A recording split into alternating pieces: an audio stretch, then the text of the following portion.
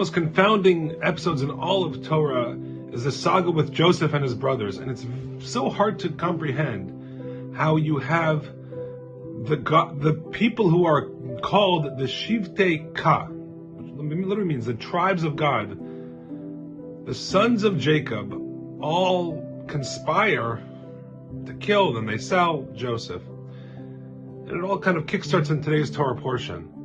And it's very hard to understand how such lofty people can go to a level where they desire to get rid of their brother.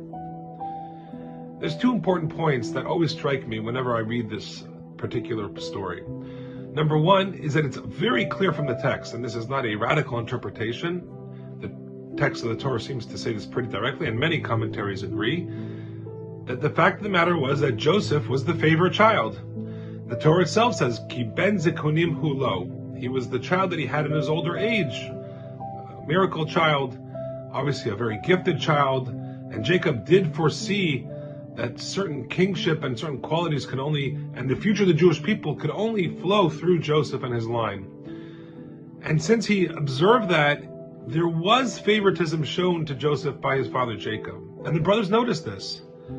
And so, even with their lofty level, and even though we're going to learn later that they judge him in an actual Beit Din, in a rabbinical court of law, they convened a court of law and they judged him to be someone who's a rodef, which is a very severe charge. That is the charge of someone pursuing another person to get rid of them. And they judged him as a rodef against them, and they rendered him guilty, and that leads to the whole story of how he got thrown into the pit, and then eventually sold and goes down to Egypt, etc. The two powerful lessons are that the favoritism of Jacob to his son Joseph really affected the brothers. And number two, that the brothers, even with their great level, still had a tinge of jealousy. Even with their fair judgment, which they rendered correctly apparently, there was a tinge of jealousy that marred the proceedings.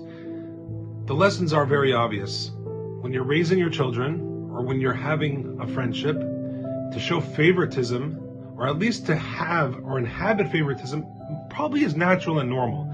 But to display it and convey it, number one, to the point where the child feels it, that he's more special than the others, he or she is more special than the others, and number two, for the other children to see that as well, you're just setting yourself up for danger and a very, very bad outcome.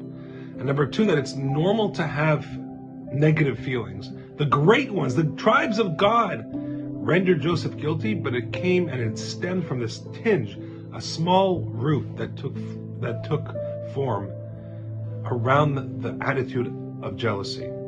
And that little tinge of jealousy that they all inhabited in some way, and there's not a radical interpretation, many commentaries say this, led to the Jewish people's exile and slavery in Egypt for over 200 years. So, the great ones had emotions, they were normal, they had challenges, they had issues. They did deal with it. Joseph's brothers, we know, do a complete turnabout and gain teshuvah, gain repentance. Joseph realizes the errors of his ways and that he did certain things also to propagate this continued jealousy, reporting to his father what he saw. He knew what he was doing, and later he realized that he had also contributed, though not his fault, of course, there's no excuses for the behavior. And later in the Torah, as we get to the end of Genesis, they take full stock of their actions. The great ones learn from their mistakes and change because of it. They don't shove it down, they don't suppress it. This is the true mark of greatness. And as we near toward the end of Genesis, the book of Genesis, let's continue to learn these very, very precious, very practical life lessons on how to live a more meaningful, spiritual Jewish life. Shabbat Shalom.